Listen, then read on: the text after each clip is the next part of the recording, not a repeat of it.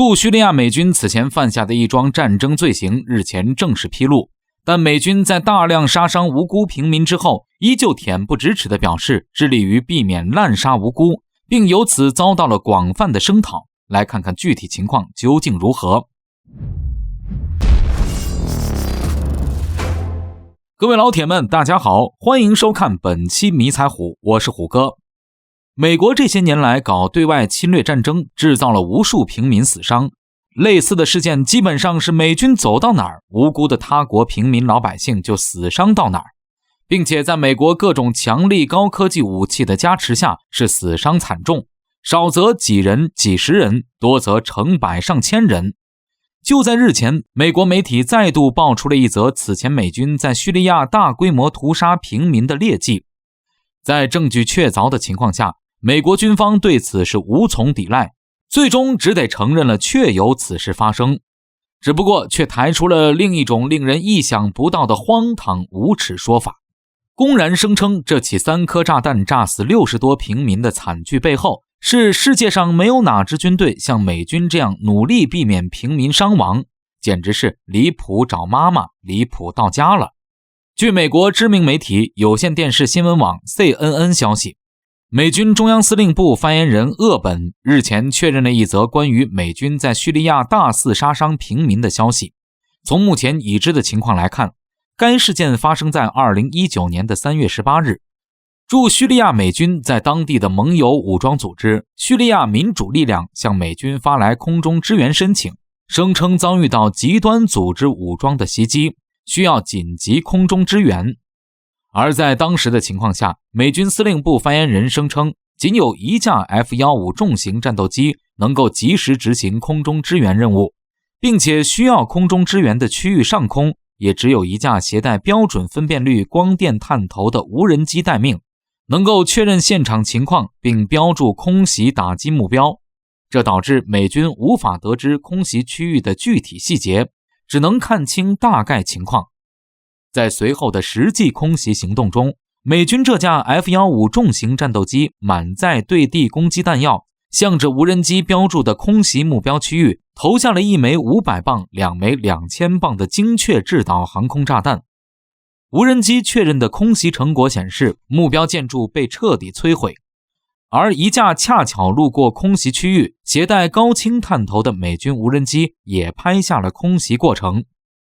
根据事后导出的影像资料，美军认定空袭结果造成了平民伤亡，但是数量不明。美军中央司令部只能确认因空袭而死的人里有16名极端武装人员，至于剩下的，美军也不好说明这些人到底是何身份。美国媒体则认为，这60多个无法确定身份的空袭遇难者中，至少绝大部分都是被美军误炸而死的平民。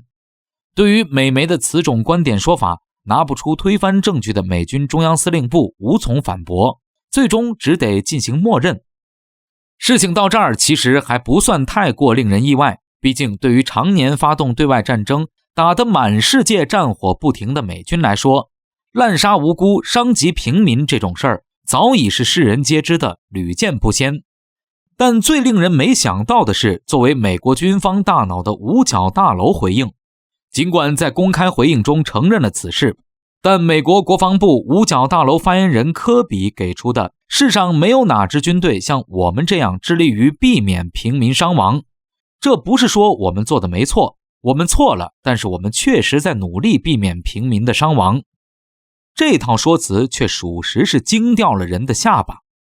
也是因为这官方回应太过厚颜无耻，甚至于就连习惯于帮自家军队说话的美国媒体们，这一次也是调转了枪口，开始炮轰美军，甚至还拔出萝卜带出泥地查出了美军在此事上的更多丑闻，包括但不限于美军高层在此事上不断进行灾难性的掩盖行动，对事件的调查报告推迟发布，能拖就拖，删改处理其中的关键细节，将涉及具体情况的描述进行军事机密定义加密分类，从而使其对外界不公开透明等。从美媒报道出来的这一连串后续消息来看，美军下至基层部队，上至头部高层，对于此事的态度可谓是肮脏低劣。尤其是配上五角大楼那通厚颜无耻的措辞声明之后，真是让人不得不感叹一句，美军这是重新定义了保护平民。当然，即便事实真相被揭露爆出，这也不代表美军往后就不会再干这样的事儿，更没有可能说什么下不去手，甚至连投鼠忌器都不会有。纵观美军发动的各场战争，其实不难发现，美军在对待辨识不清打击目标的时候，所采取的一贯做法皆是宁肯错杀，不可放过。虎哥在这儿对美军的斑斑劣迹评价一句，炸死炸伤多少平民，在美军看来不重要，充其量只是写在纸上的数字，反正死的也不是美国人。美军在乎的只有目标是否被消灭，要是目标依然健在，美军保准能不顾平民伤亡，再炸2次3次，甚至更多，直到目标被完全消灭为止。美国五角大楼的此番回应实属荒唐可笑，颇有一种当那啥还要立牌坊的感觉，拿说了等于没说来进行评价都不得当了。说五角大楼这次回应纯粹是在打自己比那城墙还厚的脸，打得啪啪直响，公然给全世界看还差不多。